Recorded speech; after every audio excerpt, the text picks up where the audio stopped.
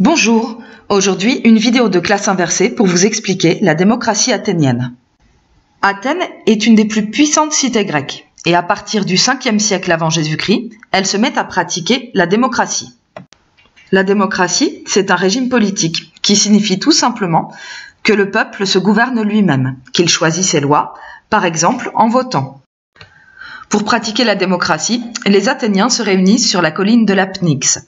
Cette assemblée des citoyens se nomme l'Ecclésia.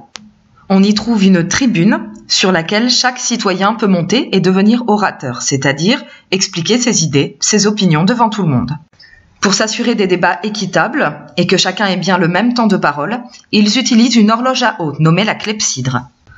Une fois qu'un sujet a été débattu, les Athéniens peuvent alors voter en inscrivant leurs décisions sur des tessons d'argile. Ils peuvent aussi, par ce moyen, décider de bannir de la cité un citoyen qui représenterait un trop grand danger pour elle. C'est l'ostracisme. Pour résumer, l'Ecclésia réunie sur la Pnyx est donc l'occasion pour les Athéniens de débattre et de décider. Thucydide était partisan de la démocratie. Il dit « Notre constitution est appelée démocratie parce que le pouvoir est entre les mains non d'une minorité, mais du peuple tout entier. » Le peuple tout entier, vraiment ? Pourtant, à Athènes, au 5e siècle avant Jésus-Christ, seuls les citoyens votent et ils ne représentent que 10% de la population d'Athènes. De plus, Périclès, un grand stratège du 5e siècle, a mis en place des mesures assez restrictives. Pour être citoyen, il faut avoir un père citoyen athénien et une mère fille de citoyen athénien. Donc en réalité, très peu d'habitants de la cité peuvent voter.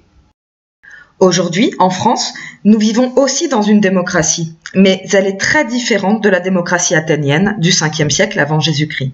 De nos jours, nous pratiquons le suffrage universel. Tous les citoyens, hommes ou femmes, peuvent voter.